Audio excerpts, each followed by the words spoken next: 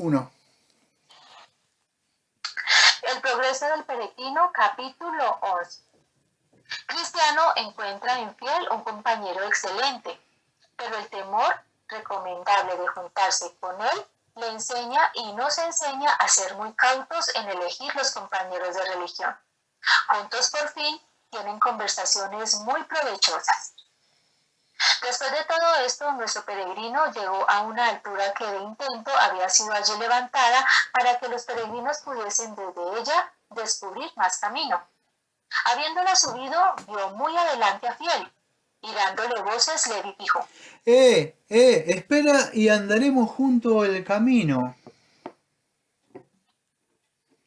Fiel miró hacia atrás, oyó un nuevo llamamiento de Cristiano y contestó: No, no, está en peligro mi vida, pues viene detrás de mí el vengador de sangre. Esto molestó algo a Cristiano, pero haciendo un gran esfuerzo, pronto alcanzó a Fiel, y aún le pasó, y así el último llegó a ser el primero. Entonces se sonrió vanagloriándose por haberse adelantado a su hermano, pero no mirando bien, dando pisada de repente tropezó y cayó, y no pudo levantarse hasta que Fiel llegó a socorrerle. Entonces vi en mi sueño que siguieron juntos en la mayor armonía, discurriendo dulcemente sobre todo lo que le había pasado en su viaje. Cristiano abrió la conversación diciendo: Muy honrado y querido hermano Fiel, me alegro de haberte alcanzado y de que Dios haya templado de tal suerte nuestros espíritus que podamos andar como compañeros en este tan agradable camino. Pensamiento había sido venir contigo desde nuestra ciudad, pero tú te adelantaste y me he visto precisado a venir solo. ¿Cuánto tiempo permaneciste aún en la ciudad antes de ponerte en camino detrás de mí? Hasta que ya no pude sufrir más, porque se habló mucho, así que saliste de que en breve iba a ser reducida a cenizas de fuego del cielo. ¿Cómo hablaban nuestros vecinos de esta manera? Sí, por cierto, por algún tiempo no de otra cosa. ¿Y a pesar de eso, solo tú quisiste ponerte a salvo? Aunque como he dicho, se hablaba mucho de ello. Me parece que no lo creían firme, porque en el calor de la discusión oí que algunos hacían de ti y tu viaje, calificándolo de desesperado. Pero yo creí y todavía creo que al fin nuestra ciudad será lanzada con fuego y azufre de lo alto, por lo que he escapado. ¿No oíste hablar del vecino flexible? Sí, oí que te había seguido hasta llegar al pantano del deslizamiento, en donde se dijo que había caído, pues él no quería se supiese lo que había sucedido, pero una cosa vimos todos, que llegó a su casa bien generado. ¿Y qué le dijeron los vecinos? Desde su vuelta ha sido objeto de irrisión y desprecio entre toda clase de gente, y casi nadie quiere emplear. Está ahora mucho peor que si nunca hubiera salido de la ciudad. Pero, ¿cómo se explica que en tan mala opinión le tenga cuando ellos desprecian el camino en que él abandonó? Le llaman renegado, pues no ha sido fiel a su profesión. Yo creo que Dios ha excitado hasta a sus enemigos para que se le mofen y se ha hecho el aprobio de todos porque ha abandonado su camino. ¿Hablaste con él antes de emprender tu viaje? Un día le encontré en la calle, pero la vista a otro lado, como avergonzándose de lo que había hecho. Y es que nada hablamos. A la verdad, cuando empecé mi viaje tenía alguna esperanza sobre él, pero ahora me temo que perecerá en la ruina de la ciudad, porque le ha sucedido lo de aquel verdadero proverbio. El perro volvió a su vómito y la puerca lavada a revolcarse en el cieno. Esos mismos temores tengo, pero puedo impedir lo que ha de venir. Es verdad. No hablemos más de él. Ocupémonos de cosas que nos tocan más inmediatamente a nosotros mismos. Dime ahora, ¿qué es lo que has pasado en el camino que has andado? Porque seguro estoy que has encontrado algunas cosas que merecen escribirse. Me libré del pantano en el que, según veo, caíste tú, y llegué a la portezuela sin ese peligro, pero he encontrado una sensualidad de quien estuve a punto de recibir gran daño.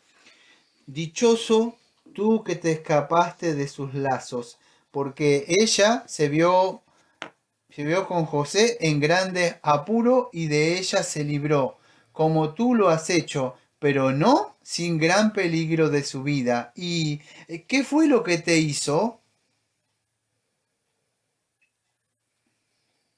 A no haberla aún oído uno mismo, puede figurarse cuán lisonjera es su lengua.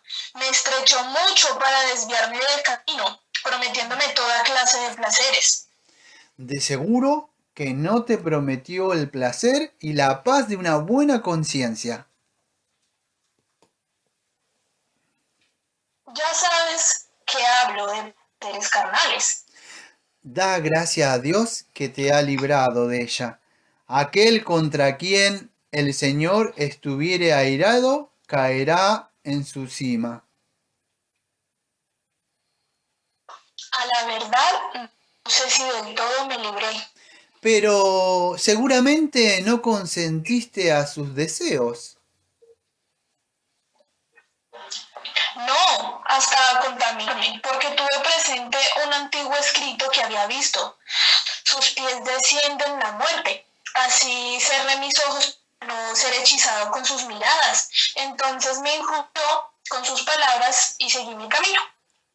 ¿No encontraste alguna otra oposición?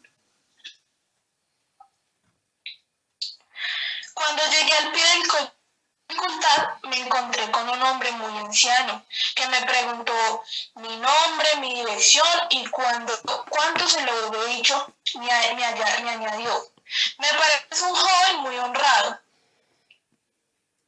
Tienes que darte a mi servicio en la seguridad.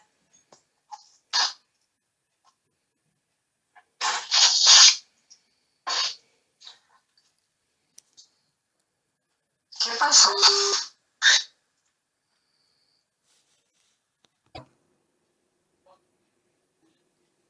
Me preguntó nombre y mi dirección y cuando se lo dije, añadió. Joven honrado, ¿es quedarte a mi servicio en la seguridad de que has de ser bien pagado? Entonces le pregunté su nombre y dónde vivía. Me dijo que su nombre era Adán I y que moraba en la ciudad de ¿cuál es tu trabajo y cuál el salario que me había de dar? Y me respondió, Mi trabajo es muy placentero. le pregunté de nuevo sobre el mantenimiento que daba y qué otros servidores tenía, a lo que me contestó que en su casa había toda especie de regalos de este mundo, que sus siervos él mismo engendraba. Volví entonces a preguntarle cuántos hijos tenía. Solo tengo 3 hijas.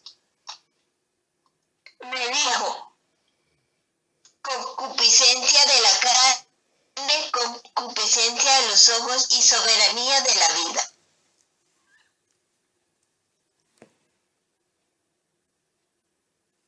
deseaba. Por fin le pregunté cuánto tiempo quería tenerme a su servicio y él dijo que todo él viviera. Bien, ¿y en qué quedaste por fin? Al principio dejé de sentirme algo dispuesto a ir con él, porque me parece bastante bien. En su frente, según hablamos, caminos, vi ese letrero: despojaos del viejo hombre con sus obras. Y entonces, Entonces, como un hilo de fuego, el pensamiento de que por más de que me lisiaba, cuando me detuviese ya en su poder, me vendería. Dije, porque ni aún así.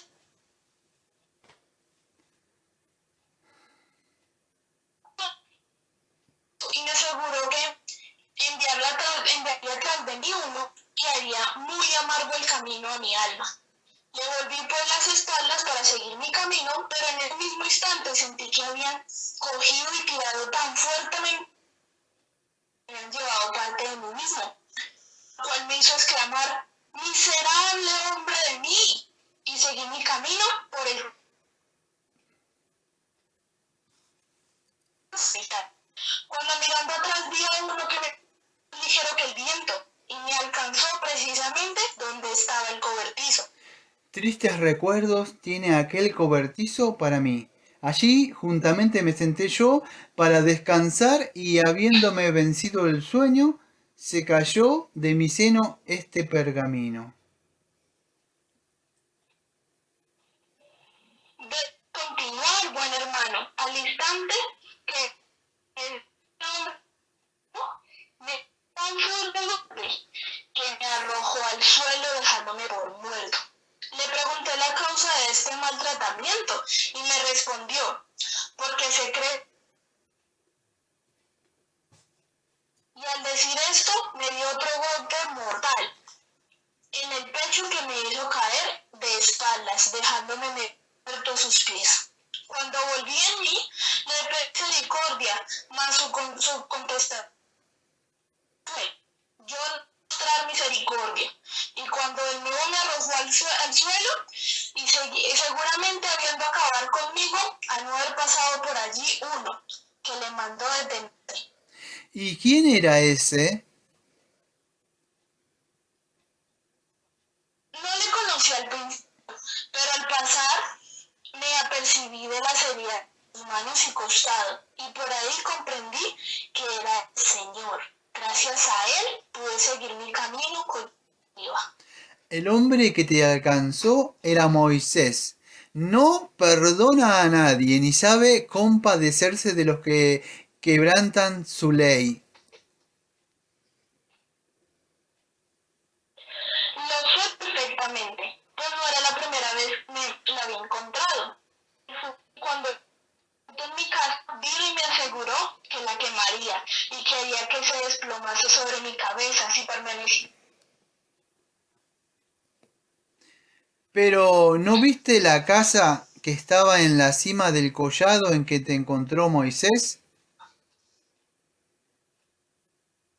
Sí, por cierto, y vi también los leones que habían antes de llegar a ella, pero creo que estaban dormidos porque pasé cerca al de las 12 del día y como que quedaban tantas horas del sol. No me detuve a hablar con el portero y tomé puestas abajo del collado. Es verdad, ahora recuerdo que me dijo que te había visto pasar, pero me hubiera alegrado que te hubieses detenido en la casa, porque hubieras visto muchas cosas tan raras que difícilmente las hubieras olvidado en los días de tu vida. Pero dime, ¿no te encontraste a nadie en el Valle de Humillación? Me encontré descontento, que trató de persuadirme a que retrocediera con él, pues según él creía, ese valle estaba completamente sin honor. Me dijo además que el andar en él sería desagradar a todos mis amigos. Soberbia, arrogancia, amor propio, gloria mundana y otros que en él sabía seguramente que se darían por muy ofendidos si yo era tan necio que me empeñaba a pasar al valle. Bueno, ¿y qué le contestaste?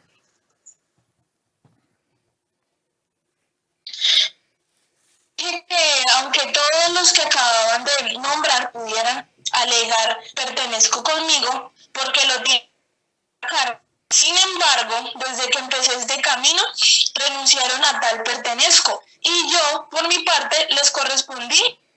misma moneda.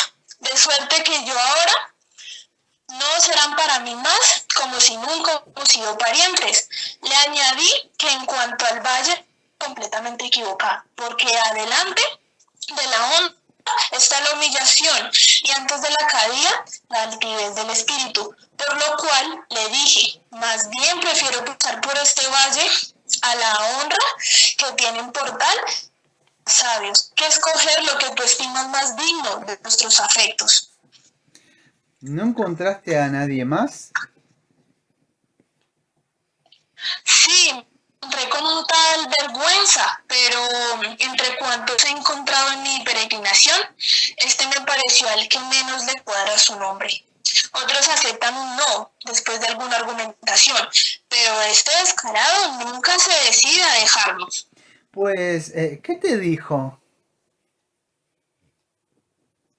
¿Qué me dijo? Ponía objeciones a la misma religión. Decía que era una cosa vergonzosa, baja y mezquina en un hombre ocupado de religión, que una conciencia sensible era una cosa afeminada y que rebajarse el hombre hasta el punto de ver sobre sus palabras y despertenecerse de la libertad altiva que se permiten los espíritus fuertes de estos tiempos, le habría la irrisión de todo. También de que solo un cuarto número de poderosos ricos o sabios habrían sido del reino. Uno de ellos que decidió hacer necio y arriesgar voluntariamente la pérdida de todo por lo que es. Mirad si no el estado y condiciones bajas y servirles de los peregrinos de cada época.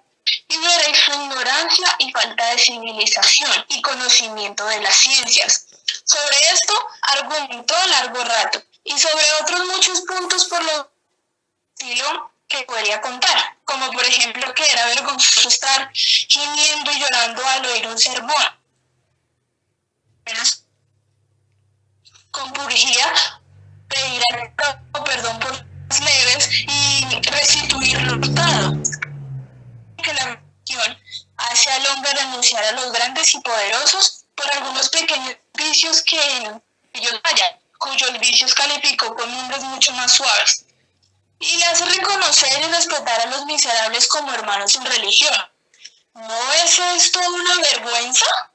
¿Y qué le contestaste? ¿Qué? Al principio no sabía qué decir, pues tanto me apuró que se agolpó la sangre de mi rostro. La misma vergüenza vino a mi cara. Que lo que los hombres tienen por sublime delante de Dios es algo. Vergüenza me dice lo que los hombres, por nada de lo que Dios, ni su palabra y pensamientos, que el día del juicio no se nos ha sentenciar a muerte o vida según los espíritus orgullosos del mil, sino según la sabiduría y la ley del Altísimo.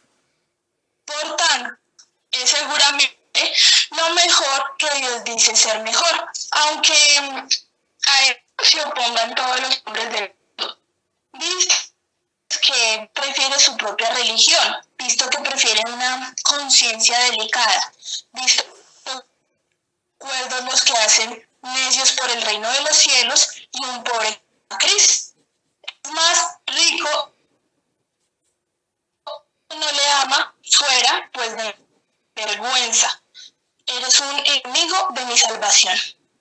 Te atender a ti.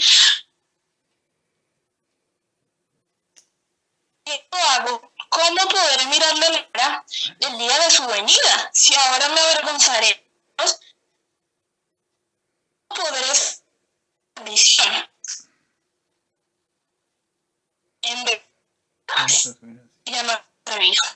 No pudo mi compañía y aún después me estuvo molestando con sus vistas e inusualmente al oído, ya una y ya otra de las flaquezas de los que siguen la religión, pero por fin le hice comprender que podía miserablemente el tiempo en este negocio, porque las cosas que él deseaba, precisamente en ellas veía yo más gloria. Solo así pude verme libre de sus oportunidades. Entonces, desahogando mi corazón en la que obedecen la voz del cielo, gratas a la seductoras que no solo una vez les tentarán. En ellas puede el débil peregrino ser tomado, vencido y perecer. Aleluya, pórtate en ellas como quien eres y por vencer. Me alegro, hermano, que con tanta valentía hiciera frente a ese bribón, porque él, entre todos, como dices, es a quien cuadra menos el nombre que lleva. Es un osado que nos sigue hasta en las calles, procura avergonzarnos delante de todo, es decir, que nos avergoncemos de lo bueno. Si no fuera tanto su atrevimiento, ¿cómo habría de hacer lo que hace? Pero resistámosle, porque a pesar de todas sus bravatas, solo consigue su objeto con los necios y con nadie más. Dijo Salomón: los sabios heredarán honra, pero los necios sostendrán ignominia. Me parece que nos es muy necesario pedir a aquel que quiere que seamos valientes para la verdad en la tierra, que se nos dispense ayuda contra vergüenza. Dices la verdad, pero ¿no encontraste a nadie más en ese valle? No, porque tuve la luz del sol todo el restante del camino en ese valle y también en el de la sombra de muerte. Buena suerte fue la tuya. No la tuve yo tan dichosa. Tan pronto como entré en ese valle, tuve que sostener un largo y terrible combate con aquel maligno llamado Apolión. Yo temí quedar entre sus manos, sobre todo cuando me tuvo debajo de sus pies. Me aplastaba como si quisiera despedazarme. En el acto de arrojarme al suelo, mi espada se cayó de mi mano y entonces le oí gritar: ¡ya te tengo seguro! Pero clamé al Señor y Él me oyó y me libró de todas mis angustias. Después entré en el valle de sombra y muerte y casi a la mitad del camino tuve que andarlo a oscuras. Me figuré muchas veces que iba a perecer, pero por fin amaneció el día. Se levantó el sol y ya pude andar lo restante del camino con mucha tranquilidad y sosiego.